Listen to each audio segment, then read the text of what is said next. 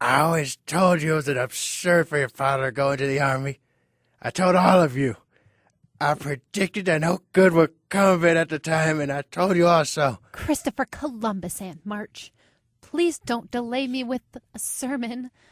Every minute counts for Father. Well, Josephine, you might try to be a little more polite and respectful to one who's about to do you a great favor. I don't like favors. They oppress me and make me feel like a slave. I'd rather do everything for myself and be perfectly independent.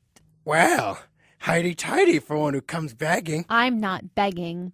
Keep your old money, Aunt March. We needn't ask favors, but can find a way by ourselves. We'll get along fine without you. I never. The Marches' neighbors, hearing of their friend's illness, rushed to be of some service. Excuse me, Mrs. March? Yes, Laurie? I don't mean to intrude, but Grandfather Lawrence sent me over to tell you that he's sending my tutor, Mr. Brooke, as your escort to Washington. He has commissions for Mr. Brooke in Washington, and it will be of real satisfaction to both of them to feel that they can be of service. How kind of you, John. Mr. Brooke. Do I see a blush on your cheek, Meg? Thank you, Laurie. And thank your grandfather and Mr. Brooke very, very much. Beth and I have finished packing the trunk. Everything is ready, I think. If only Joe will come back from Aunt March's. Isn't she back yet? She's been gone an awfully long time. Aunt March might have made some difficulty about the money. Oh, I shouldn't have sent Joe, but I should have gone by myself. Here comes Joe now. Joe, dear. I'm sorry I've been so long, Marmee, but Aunt March made such a dreadful scene that I refused to take her money. What? You refused, Joe? Here, Marmee. Here's the money you need. My contribution towards making Father comfortable and bringing him home. My dear, where'd you get it? I hope you haven't done anything rash. No, it's mine, honestly. I didn't beg, borrow, or steal it. I earned it, and I don't think you'll blame me, for I sold what was my own. What was that? Help me off with my bonnet, and you'll see. Your hair!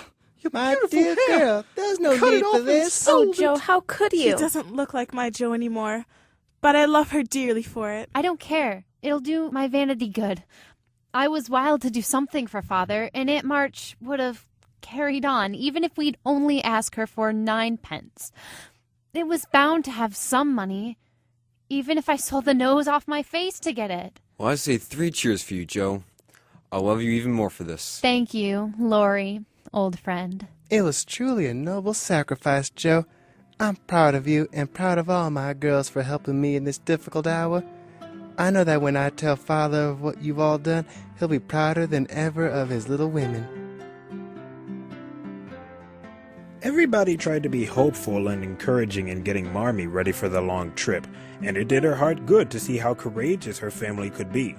But once she was gone, the girls became disheartened, and it seemed nothing would take the place of their absence and beloved Marmee.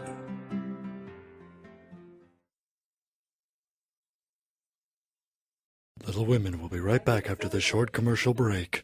Wherever there's a pool, there's always a flirt. And anytime there's school, there'll always be homework. Wherever there's a beat, there's always a drum. And anytime there's fun, there's always Coca-Cola. Ba-da-da-da-da-da-da-da. Ba-da-da-da-da. Always Coca-Cola. Ba-da-da-da-da-da-da-da. Ba-da-da-da-da. Always Coca-Cola. You're listening to the Brother B.I.B. show on WRDL Ashland. Skilly dee dee dee dee doo.